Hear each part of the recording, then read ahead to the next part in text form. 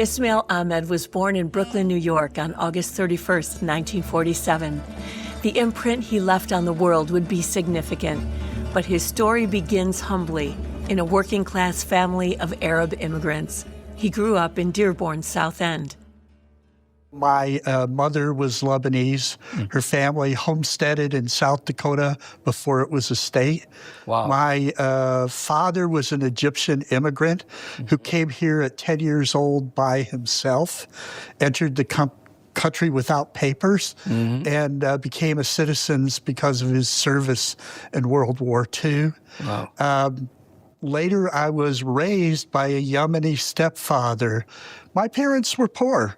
They worked in the auto factories. My grandfather worked in the Ford factory in Dearborn, and so did my father. I worked for 12 years in the auto factory on the shop floor and spent 15 years getting through college. Yes. But the thing that I learned is that public education made all that possible, and hard work. And that's the story of our community.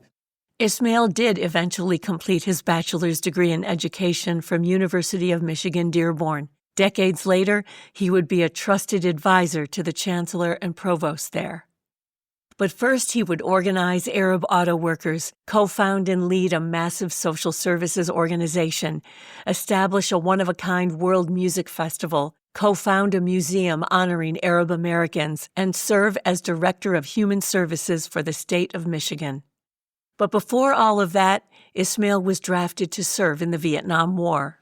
At age 19, he was stationed in Korea. Like his father, he would also take up work as a merchant marine. In a 2016 interview recorded for the Arab American National Museum, he described how his worldview changed and described himself as a reluctant activist. The most pivotal periods for me is when I was working on overseas freighters and was, in Africa and Asia and Latin America and mostly third world places. And I kept seeing the same pattern, which I first saw when I went to Nigeria, which is that there were an elite, not necessarily even of the country. There were the big corporations that ran the countries that the elite worked with. There was an army, a standing army. Sometimes it was foreign, sometimes it was domestic. And then everybody else was poor. And they, in Nigeria, to be even a small owner, a business owner, you had dozens of people who were essentially your slaves. They worked for you. They were wage slaves at the lowest level. And as I traveled the world, I kept seeing the same thing. It was different. The corporations were different. The elites were different. But the low end was always the same. Now, sometimes there were castes or levels among them, and so it really helped me to understand kind of what was there. And I realized to some extent that's what existed here, not as clearly and not as much. But also, as I said, I was reluctant. I said, well, that's not my problem. Oh, okay. Yeah. And then when I was in the Army, in Korea, there was a strike. One of my brothers was in Vietnam. I got orders to go to Vietnam. But by then, so many whole families had died in Vietnam that they rescinded the orders of brothers and sent me to Korea. So when I was in Korea, there was a strike of Korean workers who basically were they did things like shine shoes and cleaned up and did stuff for us, and even the army, the Katusa army there was less than us, even if they had higher rank, so, there was a strike in which they opened fire on Korean striking workers. We did, in their country. And I realized that I was part of it. I couldn't be apart from it because I was part of it. I was what helped to enforce that. Right. But, still my view was, well, that's everybody else's problem. It's not my problem. I'm going to go back to being exactly what I was when I go back home. Mm-hmm. And when I went back home, it took a little while. I mostly was on the streets doing whatever you do, drugs and trying to pick up girls and little jobs and going to school a little bit.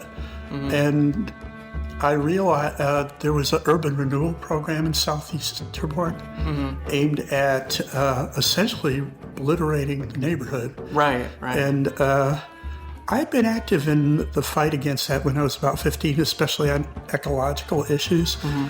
But now my grandfather's home was one of the places that was being taken. And it really was the stakes were getting higher. About a third of the neighborhood was gone. Right. And so I became really active around that.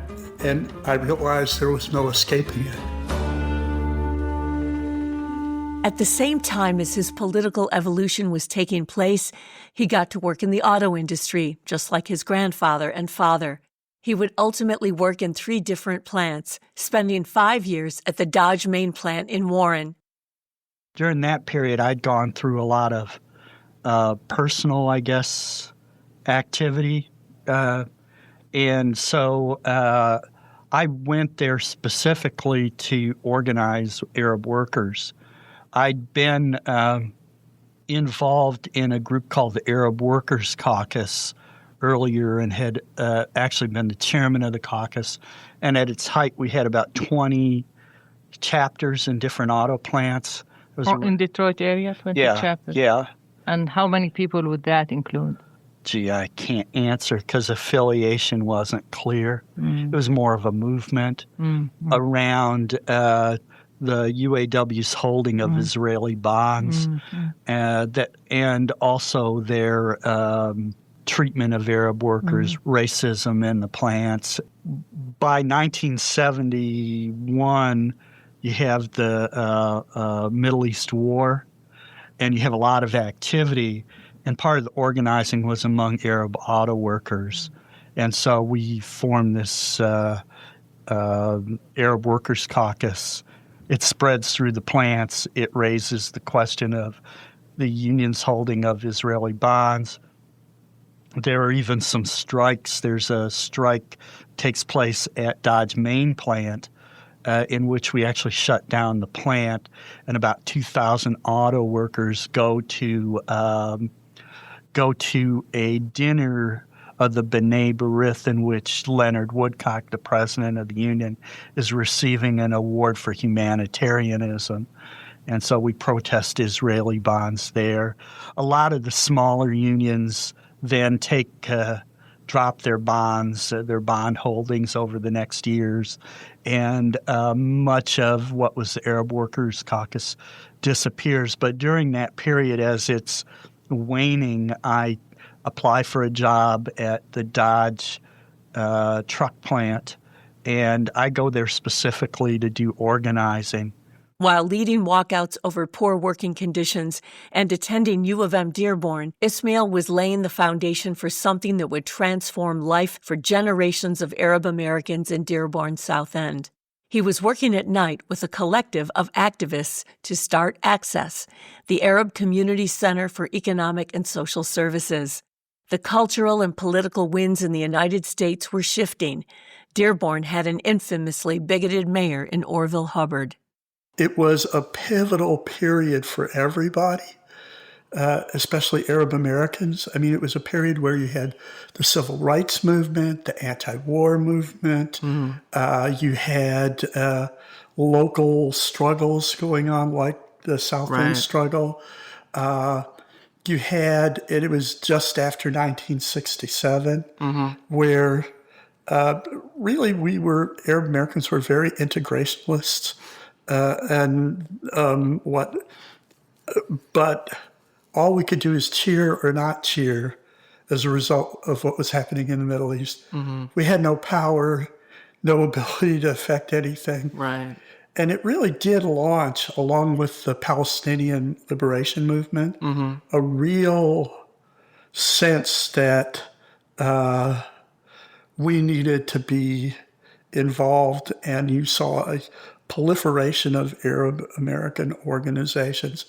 So for Access in particular, it was a concept whose time had come in a period where it made all the sense in the world.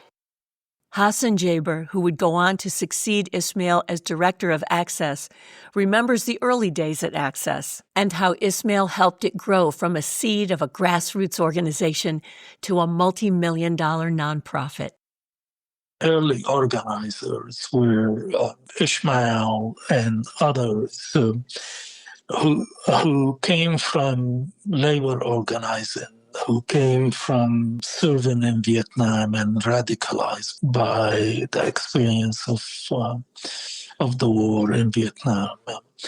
And at the same time, looking at the needs, especially among poor and immigrant communities, and the urgency for us to provide basic needs and basic services. I remember that we were all volunteers, all doing a full-time jobs, and really starting from absolutely nothing and no support, except the support of people in the community.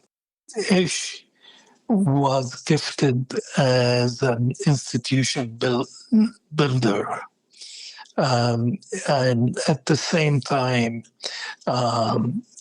he always was guided by deep commitment to social justice and to equity. So he had this foundational beliefs and mission, but at the same time was also pragmatic and understood the needs to build institutional capacity. Ismael was the director of Access for 36 years, and during that time it grew to become the largest social services organization in the country serving Arab Americans. During his tenure, Ismael applied his ethos of inclusion and fight against discrimination to the arts. Inspired by the Rock Against Racism concerts in the UK, Ismael began organizing community concerts and managing bands. And that's how we met the woman who would become his lifelong partner and wife, Margaret Ahmed. My sister had introduced me to him. He was actually managing her punk rock band, the Buzzards from Detroit. And they had gotten kind of a little tour going for the Rock Against Racism. And I met him, and I mean, I just locked on him. It was just something drew me into being, I don't know, to him, to his being, to his essence. He got out of the van in the driveway, and everything about him was just so calming and so just present. He was just present.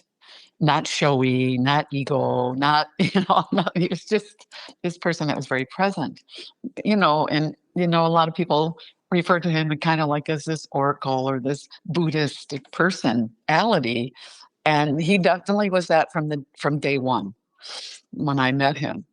And I believe he lived a life of purpose and meaning, and that purpose and meaning was to lift other people. Ismael did lift up other people, and he did it especially well through music. And there is no better example than the Concert of Colors. Building on community concerts in Detroit neighborhoods, Ismael led the charge to create Concert of Colors as a free music festival in Detroit. Friend and colleague Ralph Valdez remembers the pivotal role Ismael played in bringing the Free Music and Diversity Festival to Detroit for over 3 decades.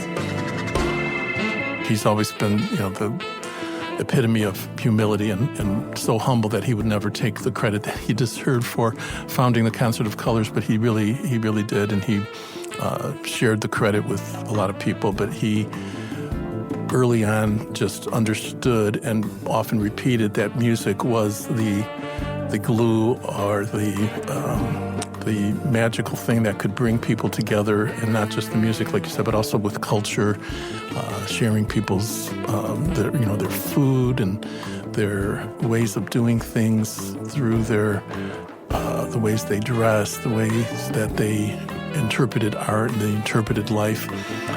And Ismael was a conduit for that very early on, and just loved the idea of bringing different types of music together from around the world and giving a platform and giving a stage where people could experience music from around the world and kind of bring down the barriers, bring down the walls that people often put up. There were no boundaries, there were no walls put up. It was all just kind of like breaking down walls and bringing different types of music together. Then we went from Chene Park to the Detroit Symphony Orchestra Hall, and a lot of great festival energy there with bands like Sheba Mato and music from the Arab world, music from Africa. But he always made a point to make sure to have Detroit music represented as well, and music from around the country. He had friends all over the world, and he had friends all over the country, so he could call up people and, get them sometimes when he didn't have money to play for practically nothing. And that was one of his famous lines that I'll always remember is he would say, "We don't have money, but we have friends." And that's such an Ismael-ism, you might say, something that I always remember, and, one of many nuggets of wisdom that he shared with us. The Concert of Colors has always been free. That was vitally important to Ismael, because the whole point of the festival is to bring people together without the trappings of socioeconomic status to get in their way. Don Was has performed at countless Concert of Colors shows over the years. He remembers how Ismael was able to make the festival embody the values of justice and personal freedom that informed his work. Ish's form of activism, among many other kinds too, was to use music as a lever to bring people together. I think about him every night when we go out to play shows. We're on a tour now. There are things I say about what's going on in the world, and I hear his voice in my head telling me what we should say. He never hit people over the head. He was not heavy-handed about his activism. He was very quiet and very humble about his activism, but he made a difference in the course of his lifetime. He touched so many people's lives and improved thousands of people's lives in very small but very significant ways, because he understood how to organize and how to make change happen. He just didn't accept no for an answer, did he? We know that from dealing with him on Concert of Colors. He knew how things were supposed to be, and he would not take no for an answer. And he managed to move mountains, whether it was raising money for Concert of Colors, whether it was getting new venues to perform. And I don't know how he did it. He was just magnificent with people. Everybody loved to deal with him. And yet he was quietly forceful, man. He was a force to be reckoned with. So that's another example. Just not giving up, not saying no. Persistence without being obnoxious. Ismael's love of music led him to WDET, Detroit Public Radio, and in the 90s began his radio career co-hosting the world music program Radio Free Earth alongside program host Kim Hunter. In 2011, Ismael's This Island Earth would continue to carry the torch for music without borders, serving kings, queens, in-betweens, and interplanetary citizens of all stripes. One regular venue for Concert of Colors programming over the years, and the place he recorded many installments of This Island Earth, is the Arab American National Museum, which Ismael helped establish in 2005. Often referred to as the crown jewel of Access, the museum is dedicated to telling Arab American stories, ones of immigration, opportunity, and perseverance. More than a place to store objects and archives, the museum is a community space that hosts concerts, workshops, film festivals, and town halls. Ismael was still the director of Access at the time, but he would soon receive a call to public service on an entirely different scale. And then I got a phone call from the governor of Michigan, Jennifer Granholm. Yes. Yeah, and she said to me, "You guys do such good work. I want you to run the Michigan Department of Human Services." Yes. Now, the Michigan Department of Human Services, for people who don't know, is a multi-billion-dollar operation that does everything from child welfare to welfare for low-income families to Medicaid. It signs people up for that. It signs people up for Social Security. It's a huge bureaucracy. So I wasn't in a hurry to do that. I love my community, and I didn't want to leave to do that. But the more I talked to her, the more I realized that there are 2 million poor people in Michigan, many of them immigrants. And though the immigrant community has done well, it also has poor people too. They had that problem. So this was an opportunity to do something for those people on a scale that helped millions of people. Ismael's wife, Margaret, remembers weighing the decision to leave Access and lead the Department of Human Services. Many nights and days we would talk about it and discuss it. And it just really, what it boiled down to was that, can I help more people? And we both just looked at each other and was like, yeah, I think you can help more people if you're there at the state. And so that's what it was. And then he took along Stan Stewart, who, he was a real fighter too. He was just a great, great advocate for people as well, and a friend. And they did it. They just went for it.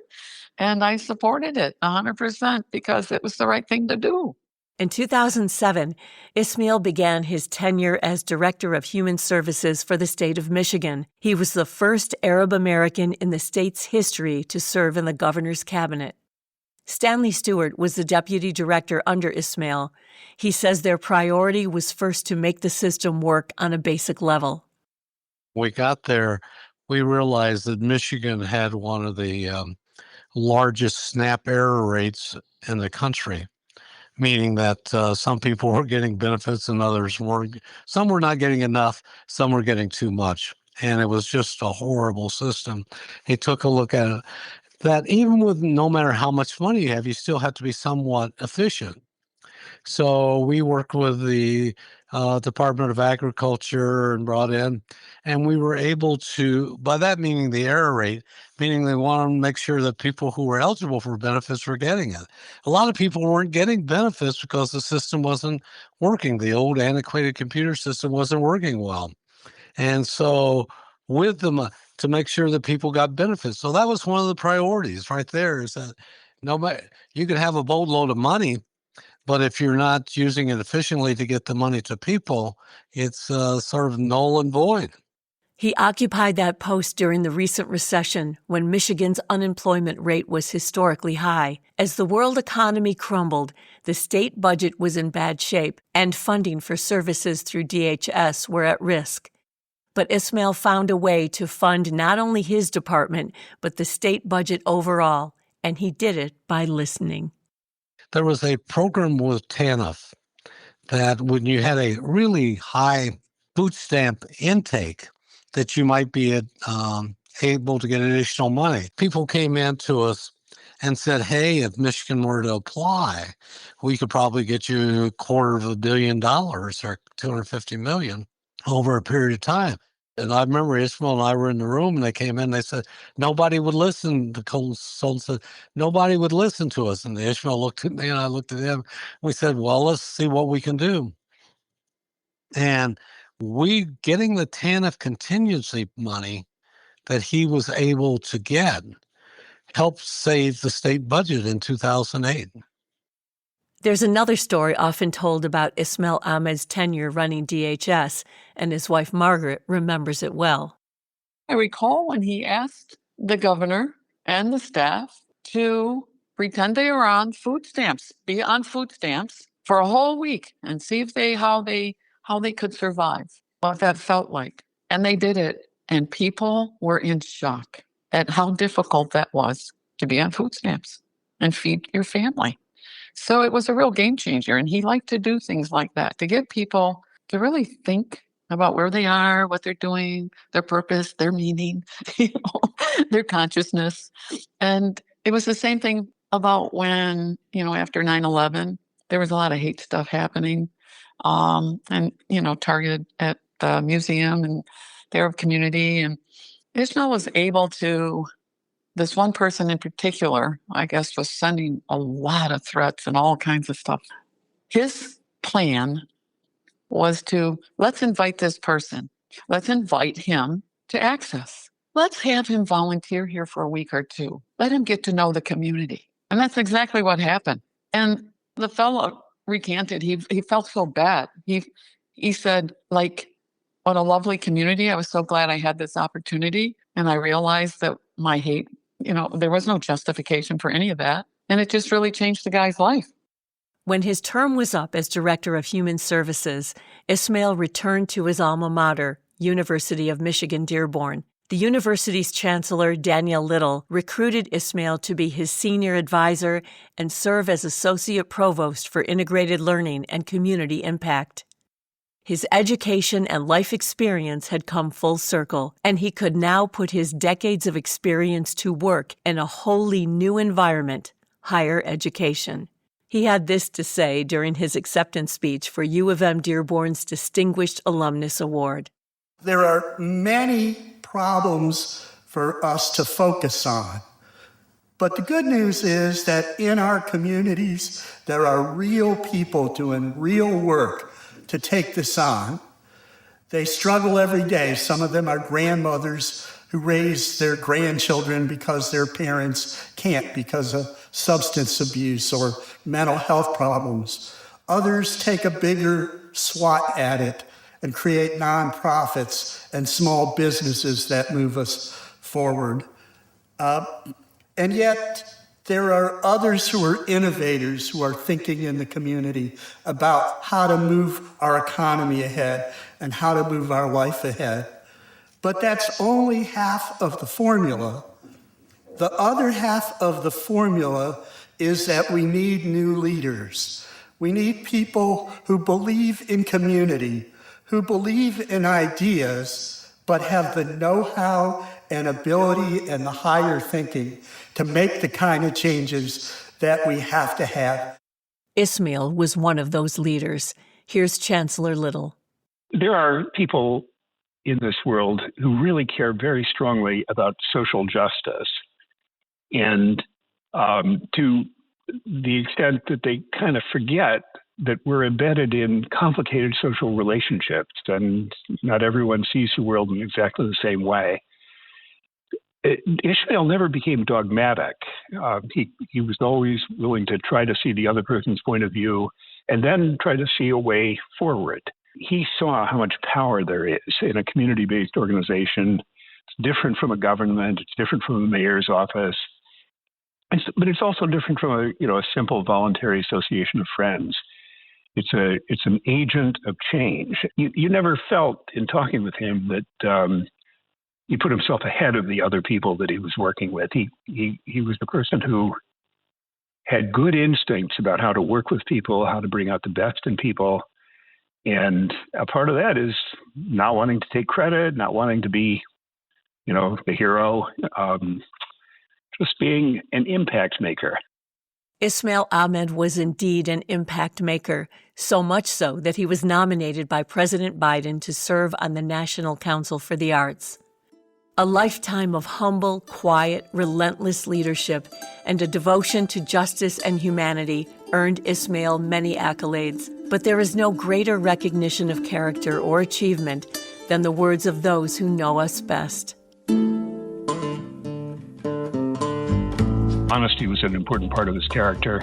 Gentleness was also an important part of his character. He cared about how people were doing. He had a clear vision for what he thought the world should be like. And what he thought the world should be like is everyone celebrating all the things we have in common. I find that his medium is not clay, or it's not the oud or music, it's people. And he's always been able to find their beauty within. Because he was all about love. He was about bringing people together. He was about networking and bridging communities. And the music, I think at the end just seemed to be the real connector for him. He was the musician in a way. He was kind of the conductor, bringing us all together. He keeps after the things that serve the interest of the community and never ever gave up on a fight. Never. Yes, he was a true friend.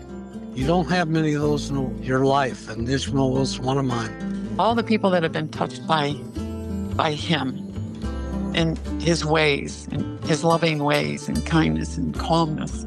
Let's just celebrate it every day, especially in this political climate we're in right now. We just really have to have each other's backs and look out for each other, take good care of each other.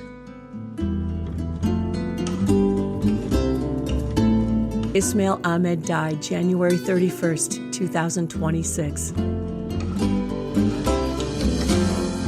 Special thanks to Access, the Arab American National Museum, and MEA TV and Radio for archival audio, and Sean Blackman for his music.